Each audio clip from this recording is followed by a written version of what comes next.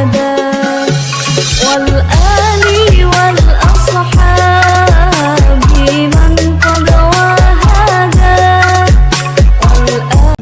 Kalau Nabi Muhammad 40 tahun dia mendapatkan hidayah menjadi seorang nabi dengan munculnya Quran, didampingi oleh Siti Khadijah sebagai bukan mentor tapi sebagai sponsorship pelayanannya Nabi mensiarkan agama Islam. Cakep, Bib. Sallallahu ala Muhammad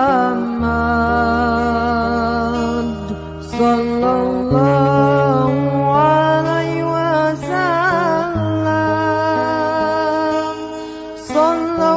Yang dasar banget diajarin apa tuh? Tentang menghujat Menghujat? Nabi. Oh harus menghujat Nabi. Iya, tidak ada menyembah setan. Pokoknya kalau ada bilang, oh gereja setan tuh menyembah setan. Mohon maaf, Bib, satanisme tidak pernah menyembah setan. Dia menghujat Nabi. Nabi. Semua Nabi. Ya. Tahu kenapa, Bib? Kenapa? Satanik menghujatnya Nabi. Kenapa? Karena hanya Nabi yang punya jejak. Oke, kalau Tuhan nggak ada wujudnya, nggak ada jejaknya. Nggak ada.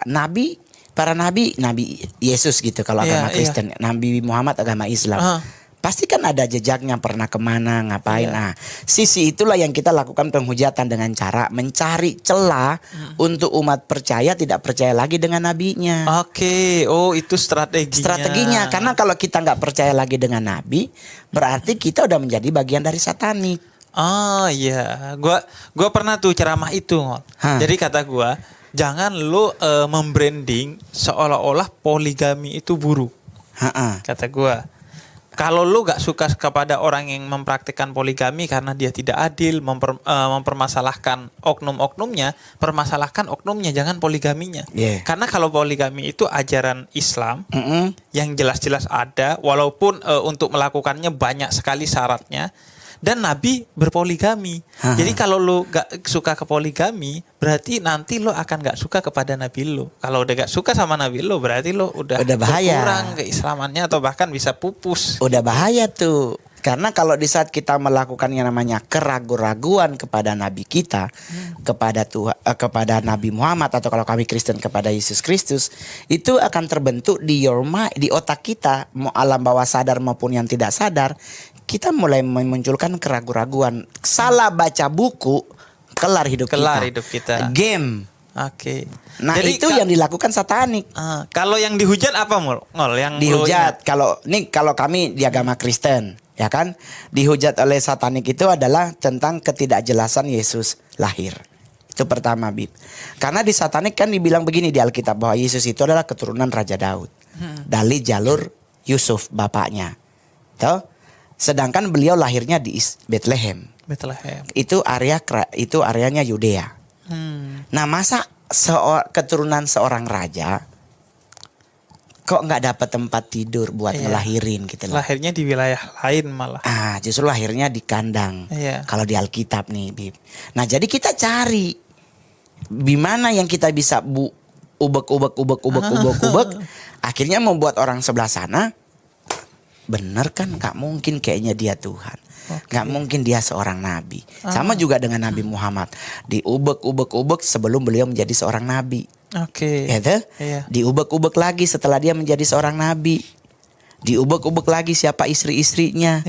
Nah, cari sisi lemahnya nabi-nabi ini, itu yang dihantam. Nanti keluar buku, Bib.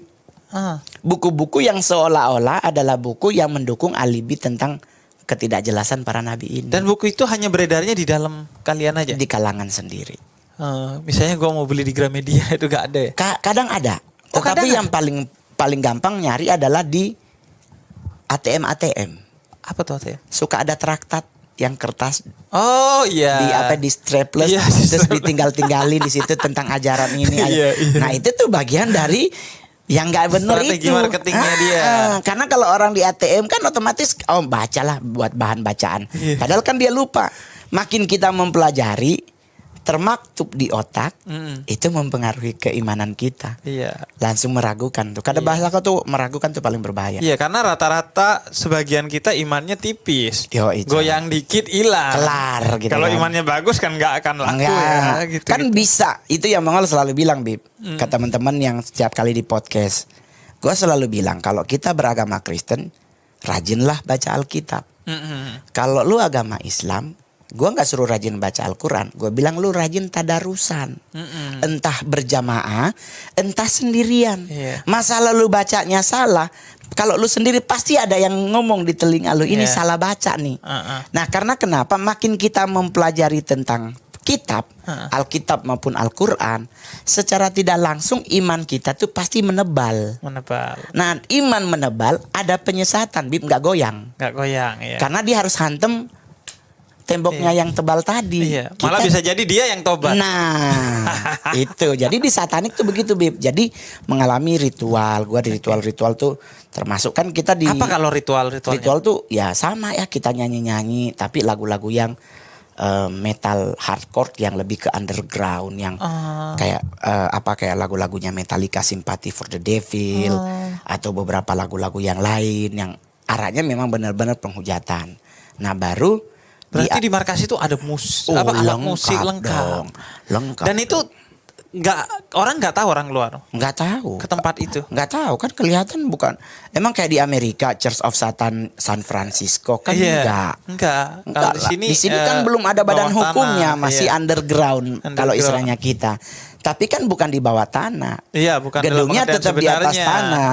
Mereka kadang menggunakan ballroom, kadang Iya. mereka menggunakan satu rumah dijadiin pangkalan. Itu kan bisa. Tinggal tempel yang buat peredam. Iya. Nggak kedengeran kalau ternyata ada stadium 2. Iya. Waduh. Terus kalau di media sosial mereka juga main. Main ada, tapi kalau nggak salah sih kemarin ada beberapa nanya katanya nggak bisa diakses. Oh. Nah. Tapi mereka aktif mendakwahkan itu. Nggak ada pendakwaan.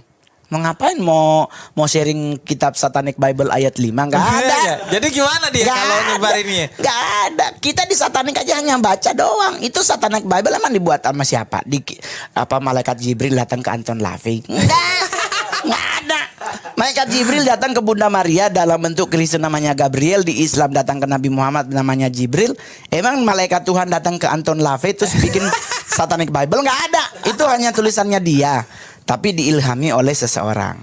Oke. Yang dari jalur yang menjadi lawan kebenaran. Oh, si Anton LaVey ini pendiri utamanya. Sebenarnya kan Pertama. sebelum Anton LaVey udah ada Aleister Crowley. Udah ada sebelum-sebelumnya. Tapi mungkin secara formal Anton LaVey. berbentuk jadi Church of Satan baru di zaman Eliezer sama Anton. Oke, itu tahun berapa berarti? Gue nggak ngafalin tahun berdirinya, males. Ngapain kita di sekolah nggak ada ulangan Nah, tapi umum. lama banget. Udah lama. Anton LaVey 100 udah tahun? meninggal. Udah lama banget, tahun 60-an tuh kalau nggak salah. 60-an, oke. Udah lama banget pokoknya. Kalau ditanya kapan berdirinya gereja setan, kami nggak pernah merayakan ulang tahun gereja. Kirain maulidan Nggak gitu. nggak ada. Hari lahir Lucifer nggak ada. Di Lucifer aja kita nggak tahu ulang tahunnya kapan.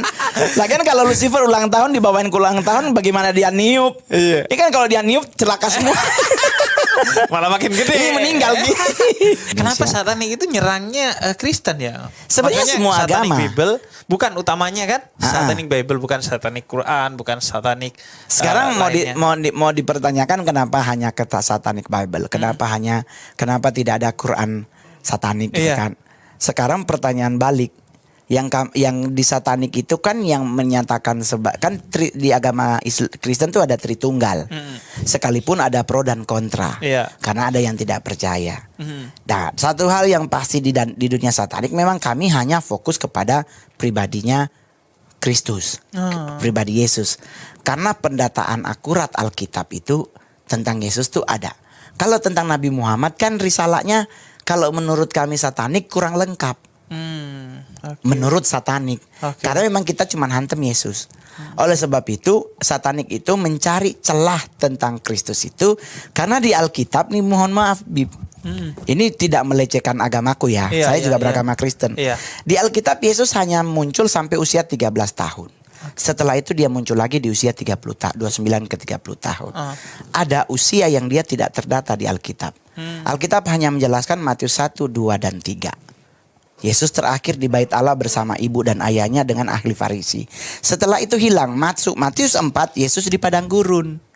Otomatis usia 14 sampai 28 tahun tidak terdetek Yesus kemana. Nah, Nah, satanik mengambillah usia ini untuk dijadikan sebagai bahan pertimbangan untuk menyesatkan umat Kristen. Oke. Kalau Nabi Muhammad 40 tahun dia mendapatkan hidayah menjadi seorang nabi dengan munculnya Quran, didampingi oleh Siti Khadijah sebagai bukan mentor tapi sebagai sponsorship pelayanannya Nabi mensiarkan agama Islam. Cakep, Bib. 40 tahun Nabi Muhammad tuh sistematis. Iya. Sistematisnya terus nggak ada jeda sampai bisa muncul Idul Adha, semuanya ada pendataannya.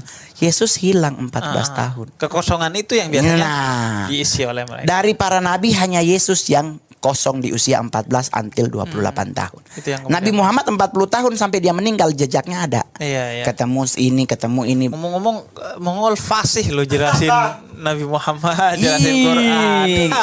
Kan gue bilang Iya. Al-Fatihah gue hafal. Yusuf gue hafal. Surat Yusuf hafal. Hafal buat cincin.